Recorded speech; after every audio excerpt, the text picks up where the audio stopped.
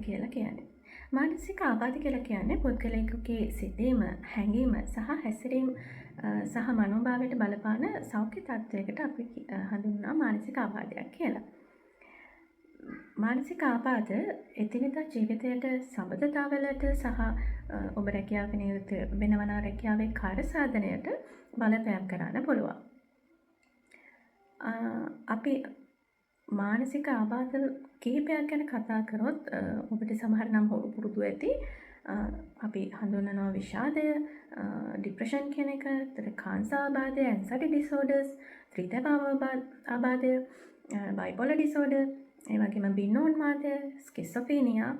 මේ මම සඳහන් කරේ මානසික ආබාධ තත්ත්වයන් වලට යම්කිසි උදාහරණ කිහිපයක්. මේ මම සඳහන් කරපු නම් වලින් ගොඩක් දුරට ඔබට අසපුරුදු රෝග තත්ත්වයන් වෙන්නේ නැති.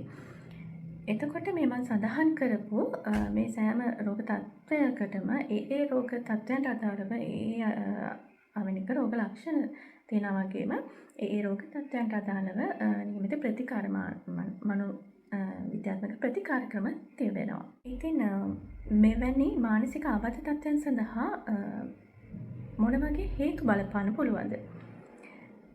පළවෙනිව ගත්තොත් ජානමය සාධක බලපාන්න පුළුවන්. බයොලොජිකල් ජෙනෙටිකල් තත්ත්වයන් බලපාන්න පුළුවන්. ඒ වගේම මොළයේ රසායනික අසමතුලිතතාවයන් වගේ වැනි තත්ත්වයන් බලපාන්න පුළුවන්. ඒ වගේම කම්පන සහගත තත්ත්වයන් සහ ජීවන කාලය තුළ මුහුණ දෙන්න සිදුවන යම් ජීවන අත්දැකීම් නිසා මේ වගේ තත්ත්වයන් ඇති වෙන්න පුළුවන්. ඒ වගේම ආතතිය සහ පාරිසරික යම් පාරිසරික සාධක බලපාන්න පුළුවන්. උදාහරණයක් විදිහට ආතතිය ගත්තොත් අපි හිතමු වර්ක් ස්ට්‍රෙස් කියලා කියනවා. රැකියා ස්ථානීය වගේ පරිසරයක ඇති වෙන ආතතික තත්ත්වයන්. ඒ වගේ පාරිසරික සාධක බලපාන්න පුළුවන්. එතකොට ස්වභාවික විපත් වැනි දේවල් වලට මුහුණ දුන්න අවස්ථාවල ඇති වෙන පාරිසරික සාධකයන් හින්දා මේ වගේ තත්ත්වයන් ඇති වෙන්න පුළුවන්. උදාහරණයක් විදිහට සුනාමිය, පෞද්ගලික කාලවකවානුවල අපි අත්දැක සුනාමි සිදුවීම් සහ ගම් වතුර නායයන් වැනි සිදුවීම් තත්ත්වයන් වලදී මුහුණ දෙන මානසික මේ තත්ත්වයන් මත එවැනි මානසිකමය ආබාධ තත්ත්වයන් ඇතිවීමේ ප්‍රවණතාවය තියෙනවා.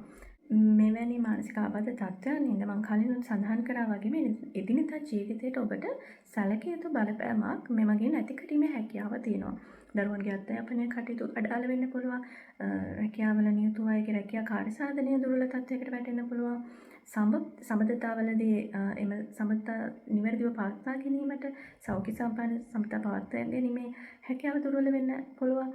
එතකොට ඒ වගේම මානසික තත්ත්වයන් ඔබගේ ශාරීරික සෞඛ්‍යයට පවා බලපාන අවස්ථා තියෙනවා. ඔබව ශාරීරික සෞඛ්‍ය තත්ත්වය දුර්වල කිරීමේ හැකියාවක් තියෙනවා. ඒ වගේම ඔබගේ ආත්ම විශ්වාසය පහත හෙළීමේ හැකියාවක් තියෙනවා. ඉතින් මෙවැනි තත්ත්වයන්ගෙන් මිදෙන්න ඔබ කළ යුත්තේ හැකි ඉක්මනින් නිවැරදි සුදුසුකම්ලත් මනෝ විද්‍යාත්මක වෘත්ති උපදේශකයෙකුට යොමු වීම. එහිදී සඳහන් කරන්න ඕනේ මනෝ වෛද්‍යවරුන් ඉන්නවා. එතකොට සායනික මනෝ විද්‍යාඥවරු ඉන්නවා. මනෝ විද්‍යාඥවරුන් ඉන්නවා සහ මනෝ චිකිත්සකවරුන් ඉන්නවා. ඉතින් මේ කියන වෘත්තීමය සහයෝගය ලබා ගැනීමෙන් හැකි ඉක්මනින් ලබා ගැනීමෙන් ඔබට මෙවැනි තත්ත්වයන්ගෙන් මිදීමේ හැකියාව තිබෙනවා.